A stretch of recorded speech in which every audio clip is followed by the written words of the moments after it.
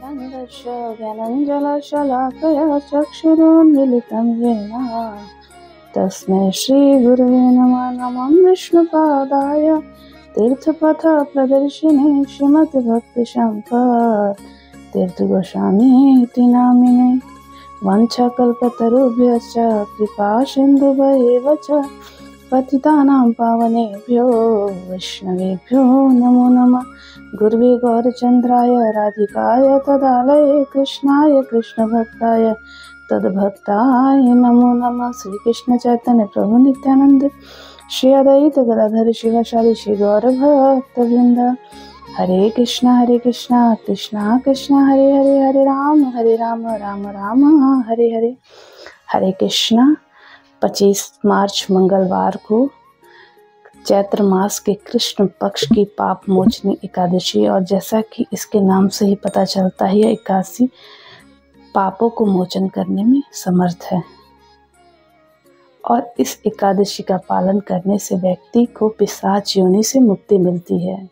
एक बार युधिष्ठिर महाराज भगवान श्री कृष्ण से इस पाप मोचनी एकादशी का महात्म पूछने लगे, तो उन्होंने कहा कि यह एकादशी व्यक्ति के इस जन्म के पाप के साथ पूर्व जन्म के जितने पाप है उसको नष्ट करने में समर्थ है।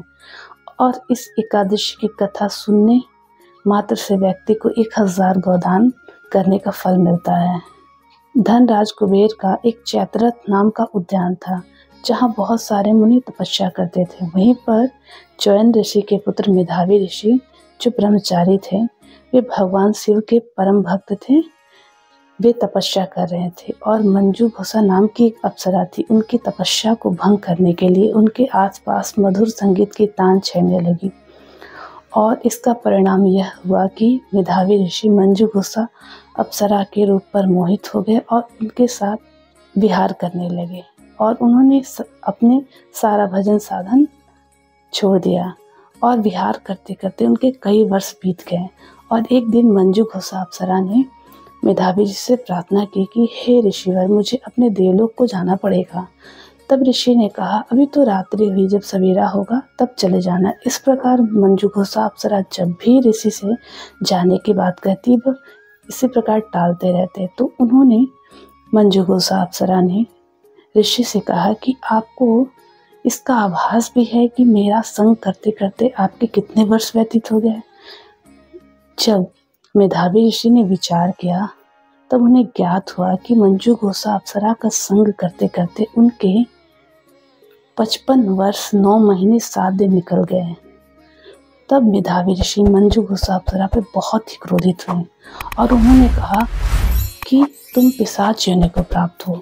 जिस पर मंजू घोषा अप्सरा भयभीत हो गए, उनके चरणों पर गिर पड़ी और कहने लगी कि हे ऋषिवर, आप कृपा कीजिए, मुझे इससे मुक्त होने का कुछ उपाय बताइए। तब ऋषि ने कहा कि जो चैत्र मास के कृष्ण पक्ष की पाप मोचनी एकादशी है, अगर आप उसका निष्ठापूर्वक पालन करेंगे तो आप इस पिशाच योनि से अवश्य मुक्त हो जाएंगे। ऋषि के कहे अनुसार मंजू घोषा अप्सरा ने पाप मोचनी एकादशी का निष्ठापूर्वक पालन किया, जिसके प्रभाव से वह पिशाच योनि से मुक्त हो गए।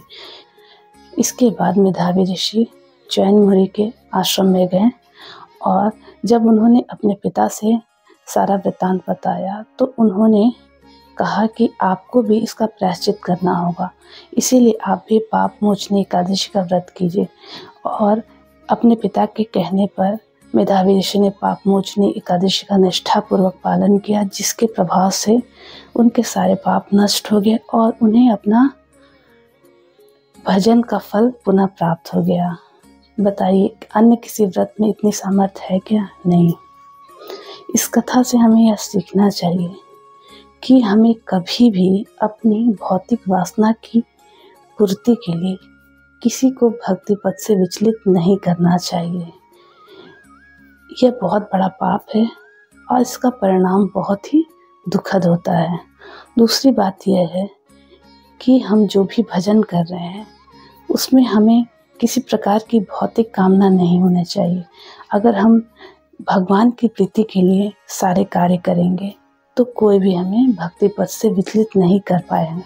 इसका ज्वलंत उदाहरण नामाचार्य हरिदास ठाकुर है, जो एक उच्च कोटि के शुद्ध भक्त थे वे प्रतिदिन 3 लाख हरिनाम करते थे, वह भी उच्च स्वर में करते थे, ताकि उनका कहना था कि हमारे आसपास के जो भी पशु पक्षी जीव जंतु हैं, कीड़े मकोड़े हैं, अगर वो हरिनाम सुनेंगे तो उनका भी कल्याण होगा। एक बार माया देवी एक सुंदर स्त्री का रूप धारण करके हरिदास प्रभु के निकट आई और उनसे उनका संग करने के लिए प्रार्थना करने लगी। तो हरिदास प्रभु ने कहा कि अभी मेरा 3 लाख हरिनाम करने का नियम है, वह नियम पूरा हो जाएगा, तब मैं आपकी इच्छा अवश्य पूर्ण करूँगा।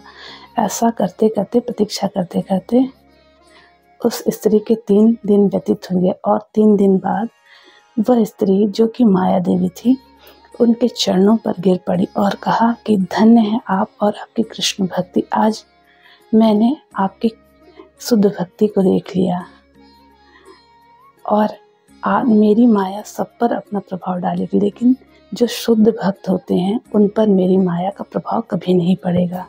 इसके बाद वह माया देवी हरिदास प्रभु से कृष्ण नाम से दीक्षित होकर अपने स्थान पर चली गई।